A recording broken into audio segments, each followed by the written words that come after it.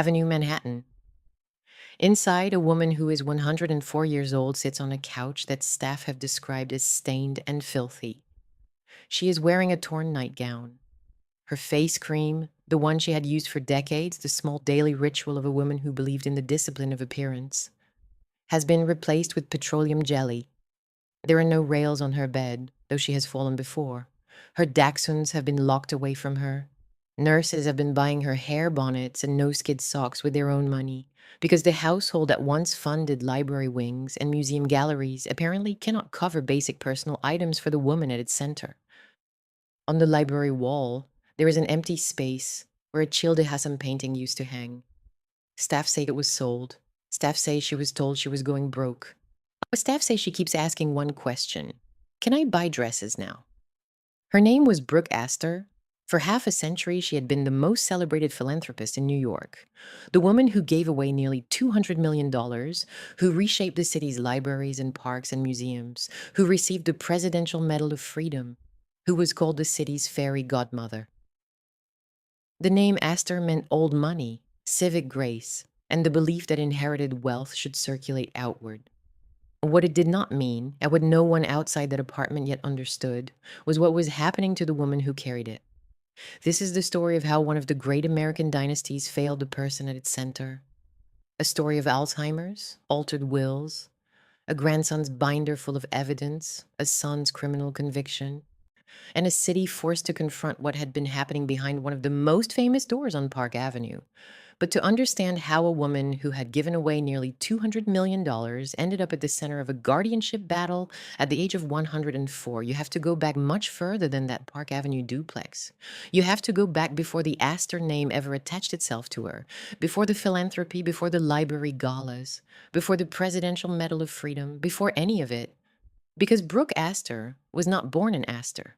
She was not born into old money or Manhattan grandeur or any of the things the public eventually associated with her. She was born Roberta Brooke Russell on March 30th, 1902, in Portsmouth, New Hampshire, the daughter of a Marine officer and his wife. And the life she lived before she became the most celebrated woman in New York is the only way to understand what happened when that life was taken from her. Her father was John Henry Russell, a career Marine who would eventually rise to Commandant of the Corps, the highest rank in the service, the kind of achievement that confers authority on an entire family even if no one else in it has worn the uniform. Her mother was Mabel Howard. The childhood was not settled. It was not the childhood of a girl raised inside one world and taught to master it. It was itinerant, cosmopolitan, shaped by postings, Hawaii, Panama, China, Washington, and by the particular discipline of military families, where you learn early that home is temporary and adaptation is survival. She absorbed languages, customs, the rituals of embassy life, and something harder to name, an instinct for reading rooms, for understanding what was expected and delivering it with enough style that people remembered you. She learned how to arrive somewhere new and make herself indispensable within weeks. She learned that belonging was not something given, it was something performed, and then earned, and then performed again. That instinct would serve her for the next century. It would also, in the end, make the contrast between her public poise and her private suffering almost unbearable. You have to understand what this kind of childhood produces. Not insecurity exactly, but a particular vigilance, a woman who never stops scanning the room for signals, who knows instinctively what people want to hear. Sam who builds her identity not from one fixed home, but from the accumulated skill of making any place feel like hers. That skill made Brooke Astor extraordinary. It also made her vulnerable in ways that would not become visible until the very end, when the rooms she had spent a lifetime reading were no longer rooms she could understand. She married for the first time at 16.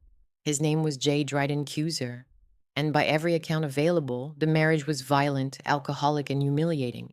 The Cusers were a wealthy New Jersey family, old money, political connections, the kind of household where dysfunction was buried under respectability and no one outside the family discussed what happened behind closed doors. Brooke later called those years the worst of her life. She endured them for more than a decade before she managed to leave. Their only child, Anthony, was born in 1924. That fact matters more than it seems. Anthony Dryden Marshall entered the world inside a household defined by a glamorous young mother and a brutal, unstable father. He was not born into serenity. He was born into damage, class pressure, and emotional chaos, and he carried those things forward in ways that would take decades to become fully visible. There is something about Anthony's origin that the documentary must hold carefully. He is not a figure who arrived from nowhere to exploit a vulnerable old woman. He was the child of that first terrible marriage. He was the boy who watched his mother survive something and then reinvent herself.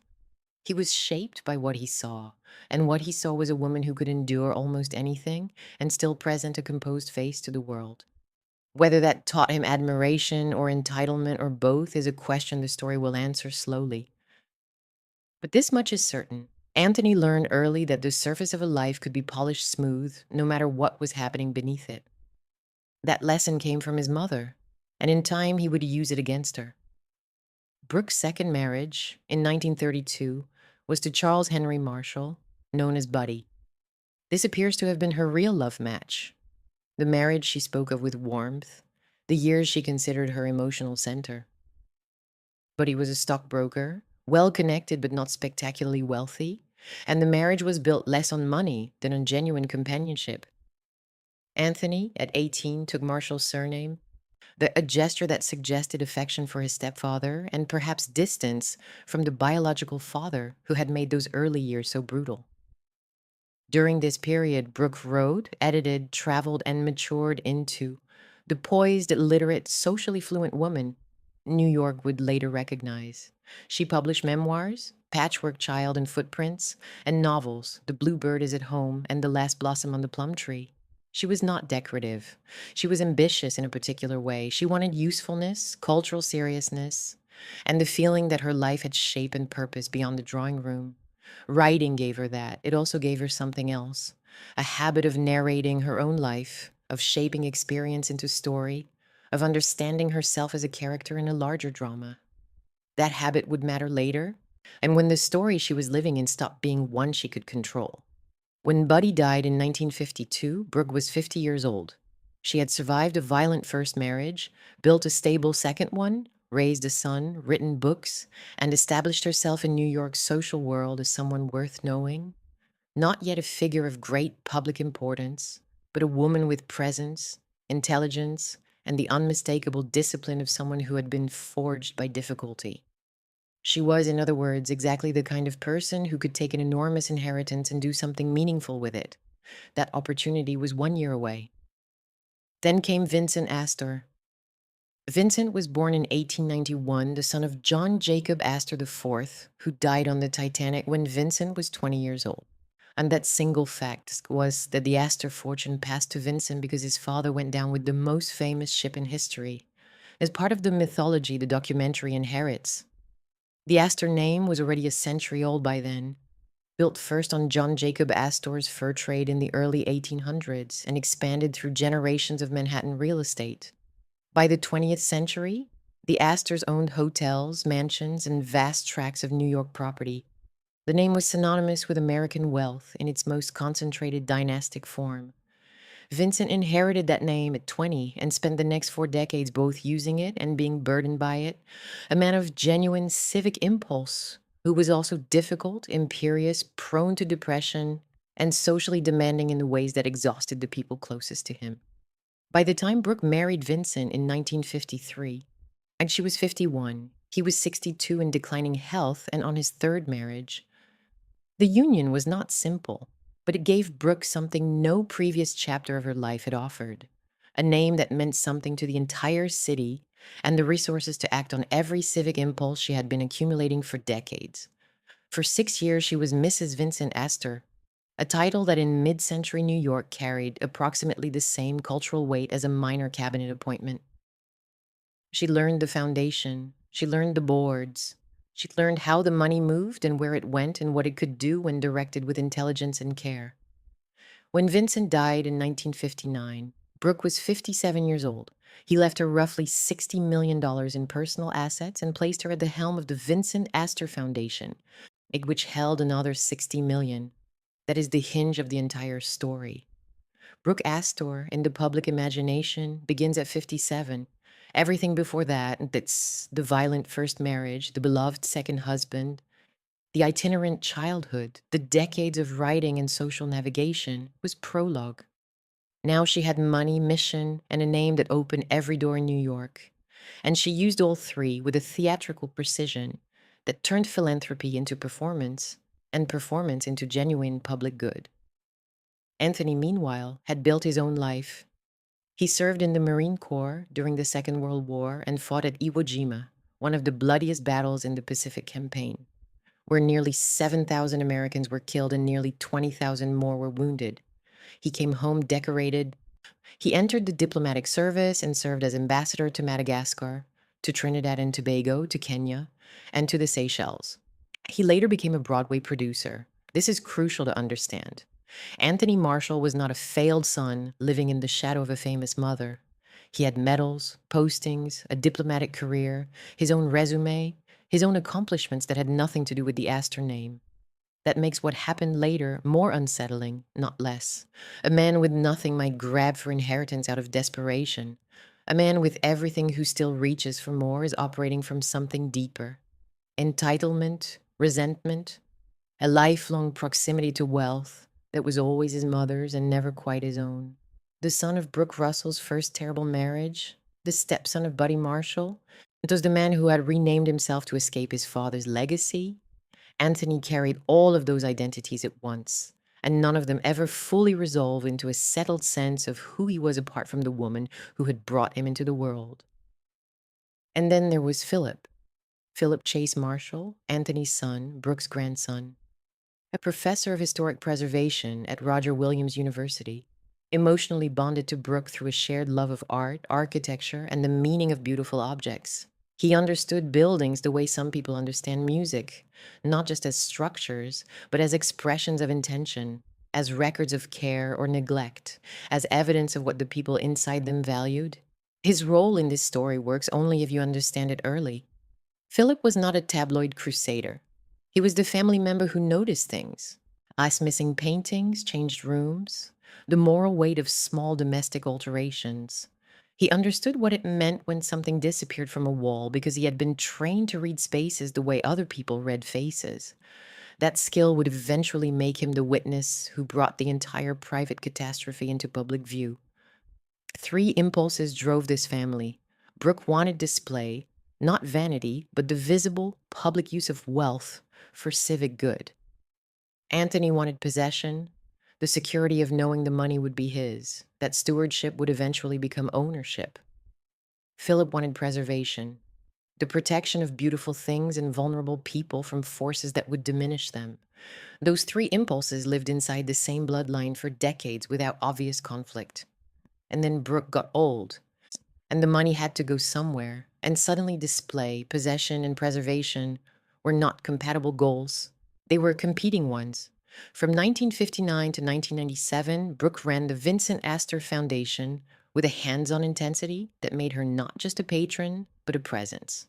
She distributed approximately $195 million over those decades, averaging roughly 100 grants a year.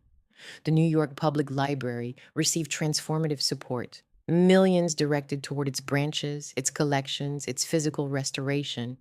So did the Metropolitan Museum of Art, parks, hospitals, homeless shelters, and smaller neighborhood organizations that most socialites would never have known existed. She did not simply write checks from a distance. She visited. She showed up. She wore the hat and the white gloves. But she also walked through housing projects and sat with people whose lives bore no resemblance to hers. She remembered names, she asked questions, she followed up. The public image was not fake. That is the part the audience must feel before the story turns. The woman who would later be found in a torn nightgown on a stained couch had spent decades doing real, tangible good with inherited money. The betrayal only lands if the goodness was genuine. In January 1998, President Bill Clinton awarded Brooke the Presidential Medal of Freedom, the highest civilian honor the country can bestow. She was 95 years old.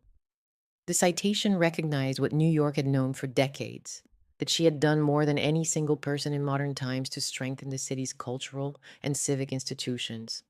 that she was called New York's First Lady, a fairy godmother, and the person who proved that inherited wealth, directed with intelligence and care, could change the texture of an entire city's life. That was the peak, the culmination of 4 decades of public work, distilled into a medal and a presidential handshake. She was 95 and the legend was complete.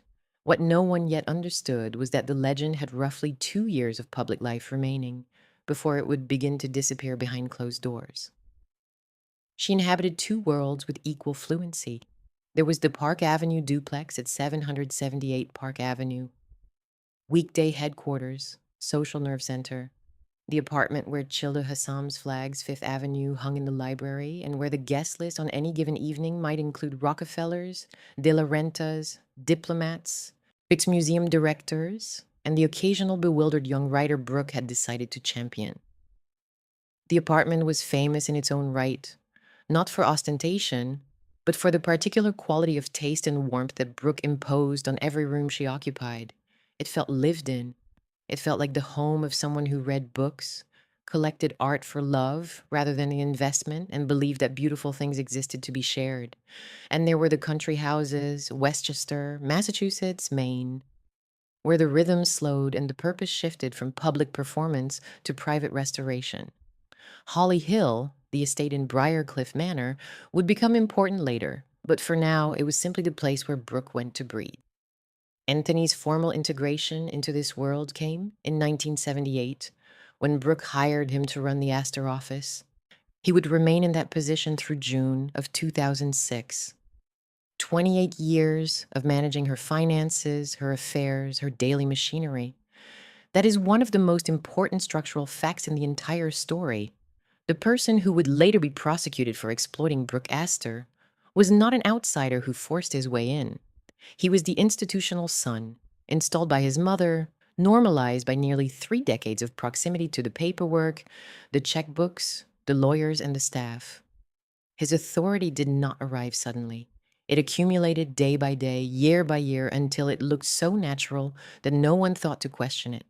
He hired staff, he approved expenditures, he managed access, who could visit Brooke, when, and for how long. These are the mundane instruments of household administration. They are also, in a different context, and the instruments of control, and this is where the family power structure must be understood. Brooke held the money and the symbolic authority. She was the name, the face, the public meaning of the fortune. Anthony held proximity, process, and access. He controlled calendars, correspondence, hiring, spending. Later, after Brooke's decline, he would also hold power of attorney and healthcare proxy, the legal instruments that determine who speaks for a person who can no longer speak for herself. Dynastic families often do not collapse through one dramatic act. They collapse through decades of habituation, through the quiet accumulation of control by the person closest to the center. The person who manages the day-to-day can, over time, manage reality itself. And by the time anyone notices, which the architecture of authority has already been rebuilt to serve a different purpose than the one for which it was designed. Even before the criminal years, the inheritance architecture told a story. Anthony was the primary beneficiary of Brooke's wills for decades, either outright or through trusts, with broad rights to invade principal and the power to direct charitable distributions after her death. This was never a story of a disinherited son suddenly grabbing for what was never his. It was a story of a son who already had almost everything a dynastic child could expect, and who still wanted more control, more certainty, and less charity standing between himself and the money. The question was not whether Anthony would inherit. The question was how much of Brooke's philanthropic intent would survive the inheritance. And that question, hanging for decades, was one that nobody needed to answer, because the woman at the center of the fortune was still alive, still present, still making her own decisions. For years, the system held. Brooke was vital, visible, commanding. She presided over galas, guided the foundation, maintained her public identity with a discipline that concealed whatever private frailties age was beginning to introduce. Anthony managed the office. Philip pursued his academic career. The equilibrium depended on the woman at its center still having the force of personality to maintain it. But force of personality is not a permanent resource, it declines. And when it does, the architecture around it, the powers of attorney, the healthcare proxies, the wills, the staff hierarchies, the access protocols begins to function differently. The same instruments that serve the person at the center can be turned to serve the person at the periphery. All that has to change is who is making the decisions. And all it takes for that change to happen is for the person who should be making the decisions to lose the ability to make them. The first fracture was not the July 2006 headlines. It was quieter than that, and it began earlier. In late 2000, Brooke was diagnosed with mild stage Alzheimer's disease. She was 98 years old. The diagnosis came after a period in which those close to her had noticed increasing lapses, repeated questions, confusion about appointments, moments when the legendary social precision faltered and something uncertain took its place. On February 2nd, 2001, and she appointed Anthony Marshall as her healthcare proxy and executed a new will that further increased his standing in the estate plan. 2 months later, on April 16th, 2001, she was diagnosed with dementia of moderate severity. The distance between those two dates, the proxy appointment and the worsened diagnosis, is narrow enough to raise questions and wide enough to resist easy answers. What is not ambiguous is the direction. As Brooke's capacity diminished, Anthony's legal authority expanded. By 2002, she had largely vanished from public life.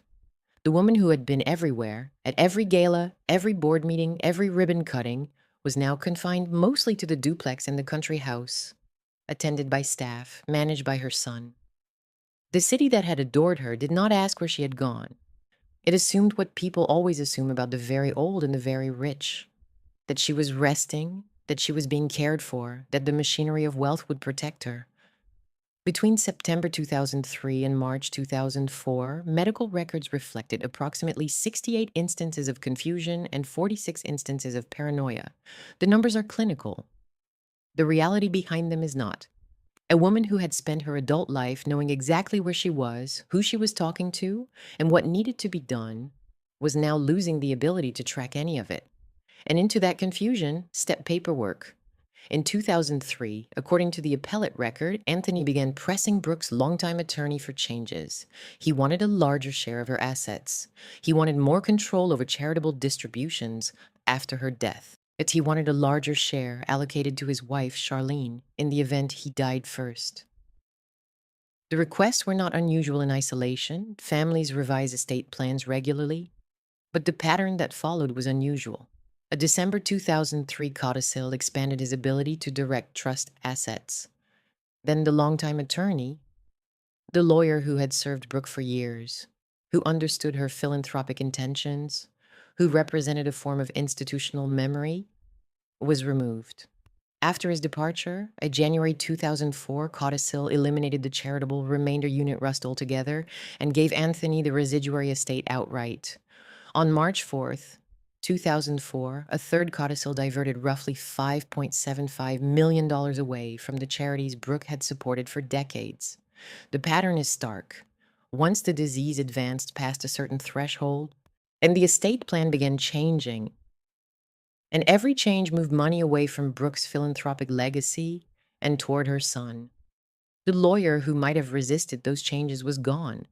The woman who had created the philanthropic intent in the first place could no longer articulate it, and the person who benefited from every revision was the person directing the process. But Philip saw something else first, not the codicils, not the legal maneuvering, something smaller and in its way more devastating.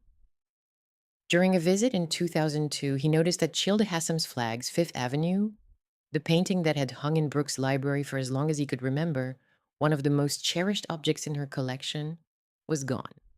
The wall was bare. For a man trained in historic preservation, that absence was not a minor domestic detail. Right, it was an alarm. Staff later told him that Anthony had led Brooke to believe she was running out of money, and that after the painting was sold, she kept asking one question: "Can I buy dresses now?" That detail is worth sitting with for a moment. A woman who had given away nearly $200 million, who had reshaped the cultural infrastructure of New York City, who had lunched with presidents and dined with Rockefellers, was now measuring her solvency by whether she could still buy dresses. The confusion was not just neurological, it was manufactured. She had been told she was broke, and she believed it, because by then she could no longer verify anything for herself. The world she had spent a lifetime mastering, a world of numbers, trusts, foundations, and institutional authority, had become opaque to her. And into that opacity, someone had inserted a lie. Philip began documenting. He visited. He looked at the walls. He talked to the staff. He filled a binder, page by page, visit by visit, conversation by conversation.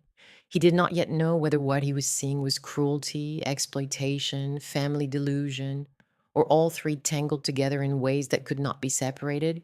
He only knew that something was wrong inside that apartment. Something that the Astor name, the Park Avenue address, and decades of public admiration had made invisible from the outside. By the time he finished that binder, the case would no longer belong to the family. It would belong to New York, to the courts, and to the country. Philip kept coming back. That is the thing about him that the story depends on.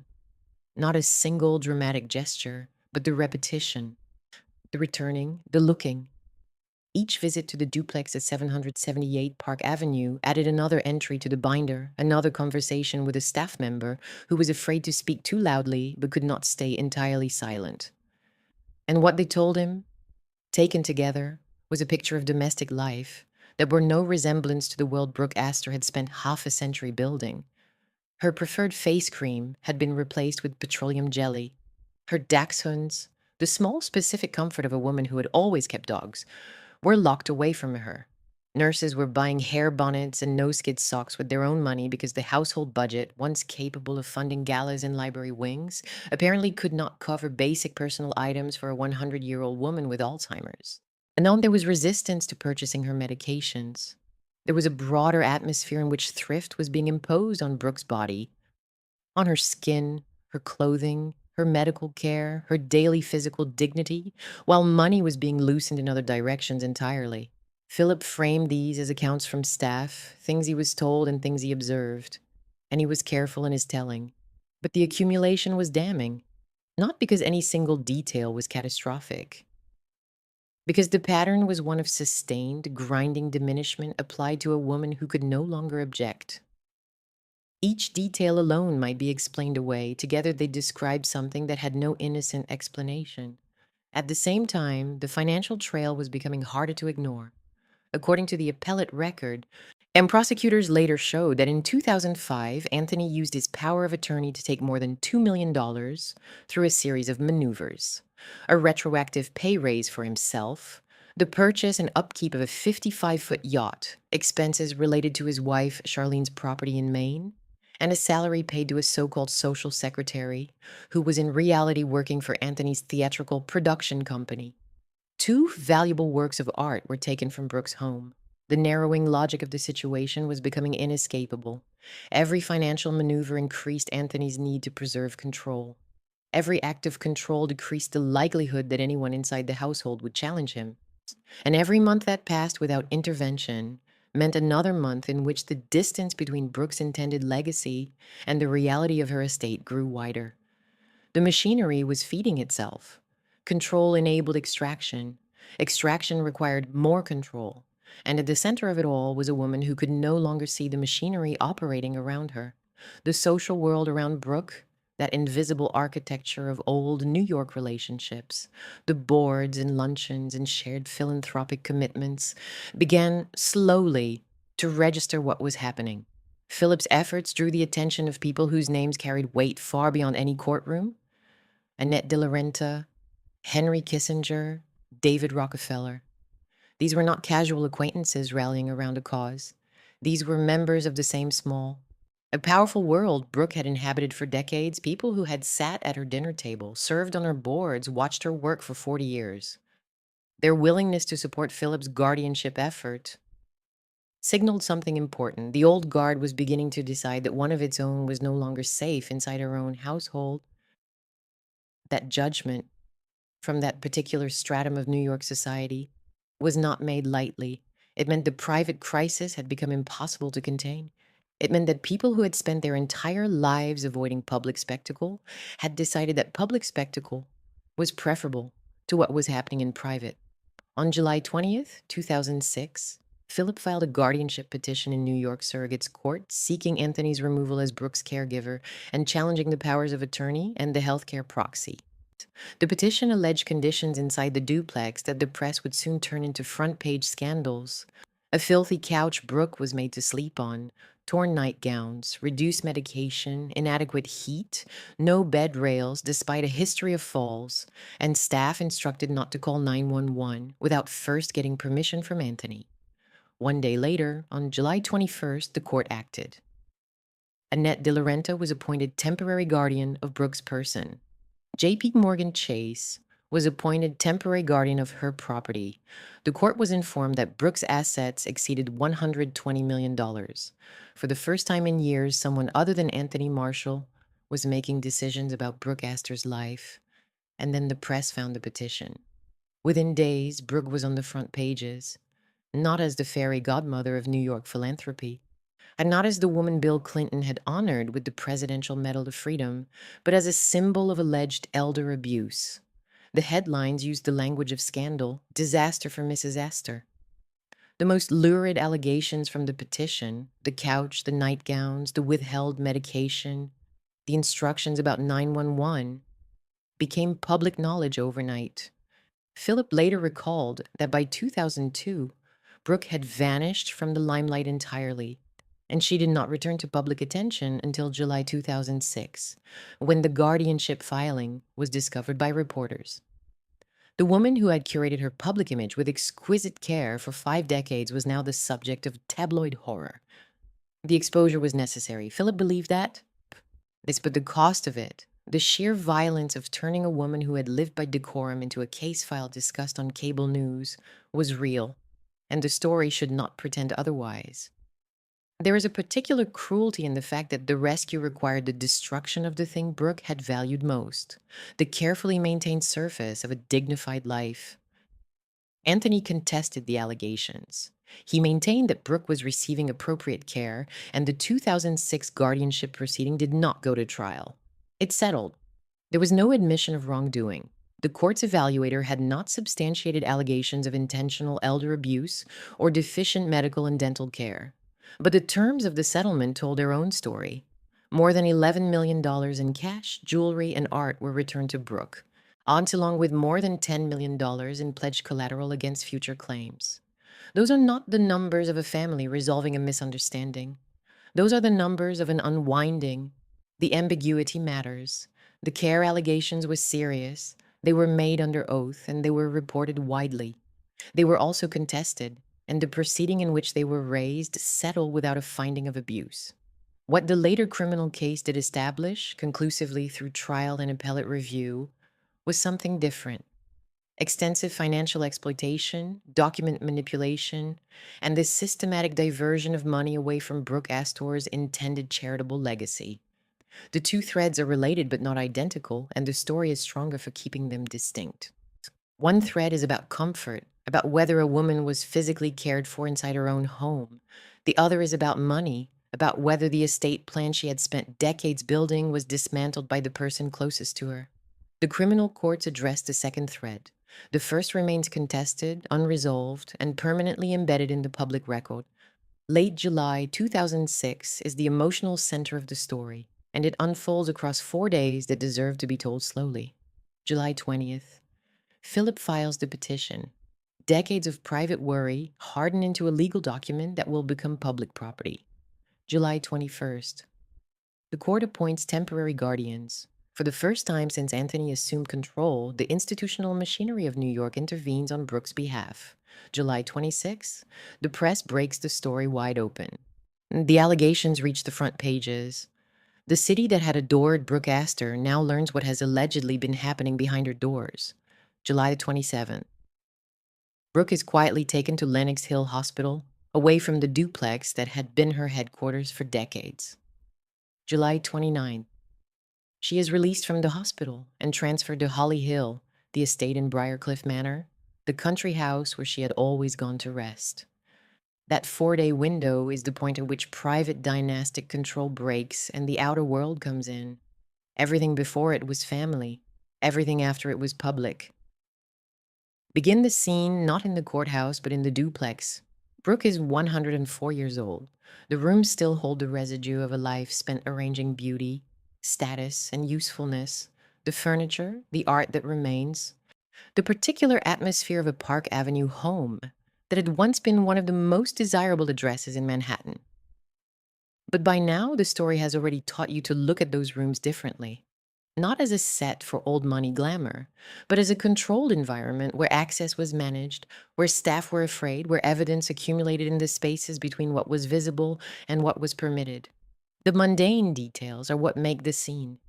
Petroleum jelly where face cream should have been. No skid socks purchased by nurses out of their own pockets. A bed without rails for a woman who had fallen. A painting shaped absence on the library wall. These are not melodramatic images, they are domestic ones. And domestic images in a story about a woman who believed a home should be beautiful and useful and cared for.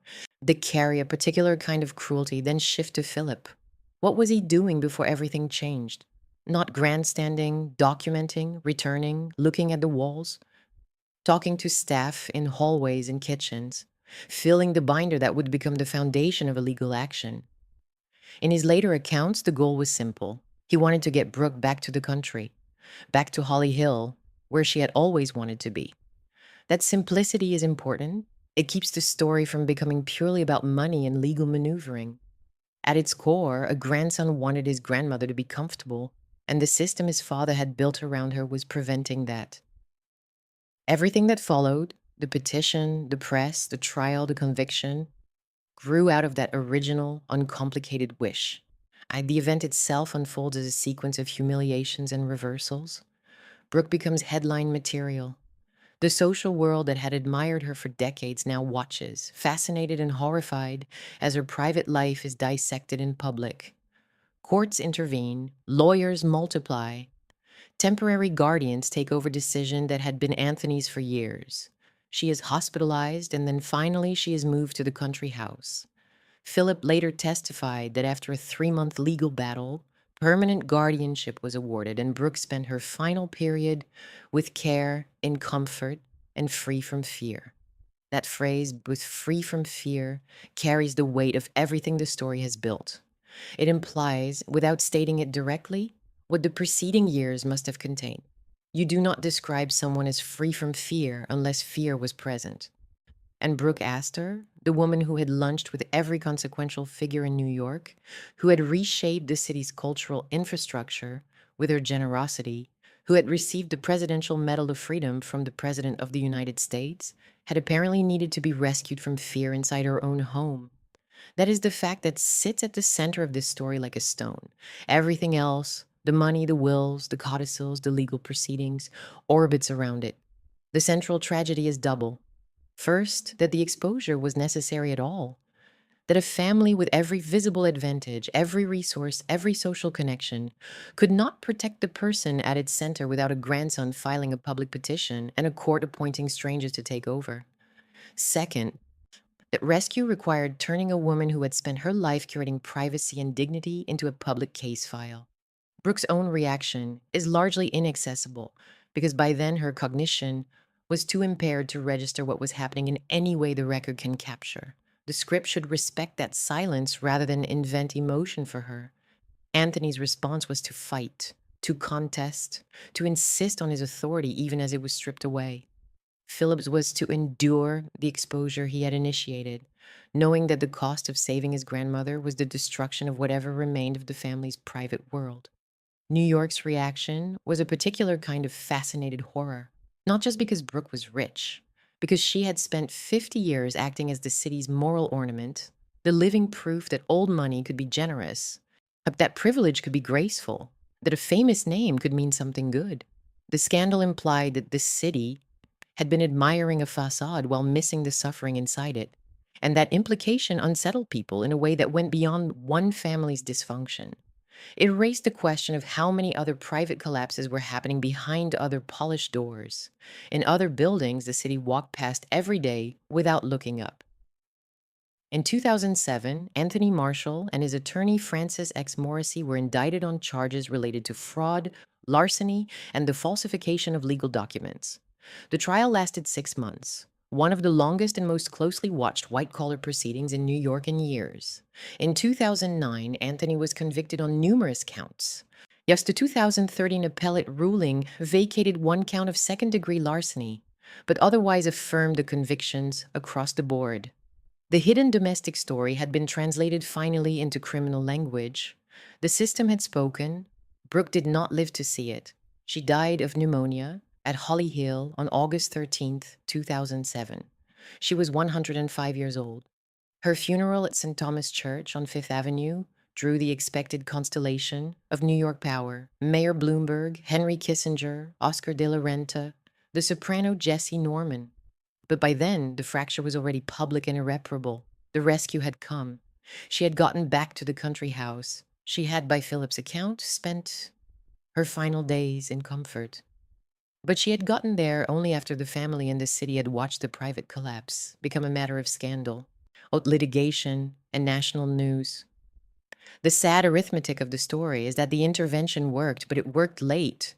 And it worked at a cost that included the total exposure of a woman who had believed all her life in the power of a well-kept surface.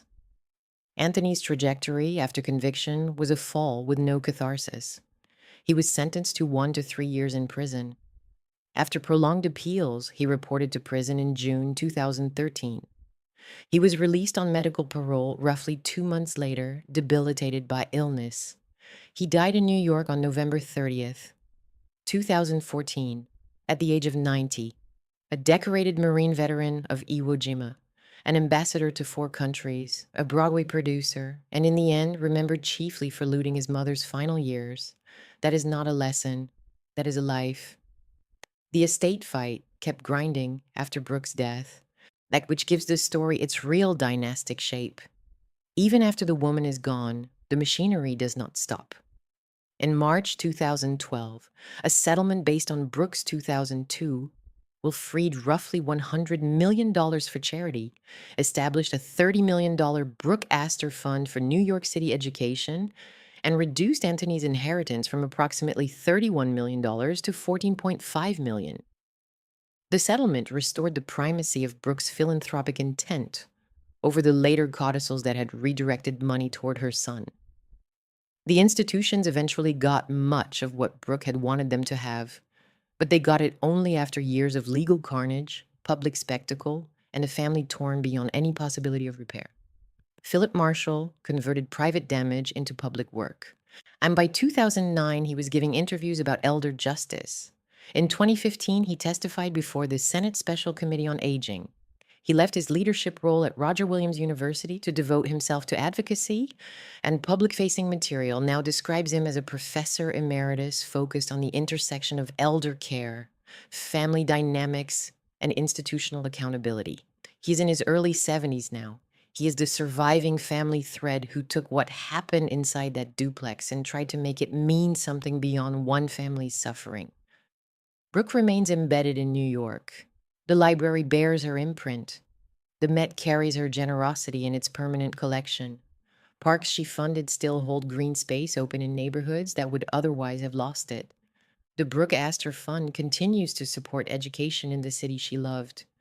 Her name appears on grant histories, donor walls, archival records, and in the memories of people who attended her parties and left feeling that they had been in the presence of someone who genuinely believed money should circulate outward. But her story now carries 2 incompatible afterlives. One is civic glamour, redeemed through philanthropy, the version preserved in library dedications and foundation reports. The other is elder vulnerability inside privilege, the version that lives in court records, Senate testimony, and the books that keep both truths alive. Frances Kiernan's The Last Mrs. Astor, published in 2007, fixes Brooke inside the vanishing world of old New York. Merrill Gordon's Mrs. Astor Regrets, published in 2008, reframed the final years as a family betrayal story. Anderson Cooper and Catherine Howe's Astor, published in 2021, placed Brooke back inside the much longer, darker history of the family name itself. No major scripted film or television drama has centered on Brooke's late life scandal. The afterlife is books, testimony, and the elder justice movement she never intended to inspire. What makes Brooke Astor's story endure is not simply that a wealthy woman was exploited by her own son. It is that she had spent half a century turning inherited money into public trust, into libraries, museums, parks, and the belief that a famous name could mean something generous. And in the end, the private system closest to her failed to protect the person at the center of the legend. The Astor name had money, architecture, boards, lawyers, staff, and history. That it did not have a mechanism to stop the oldest family pattern of all, the quiet conversion of access into ownership, of stewardship into entitlement, of a famous name that keeps looking polished long after something human inside it has begun to break. After Anthony sold the chill to Hassan, staff told Philip that Brooke kept asking, "Can I buy dresses now?" And in the end, there is no neater summary than that. A woman who gave away nearly $200 million reduced to asking permission to buy a dress because someone had told her there was nothing left. If you enjoyed this video, please like and subscribe for more deeply reported stories like this one.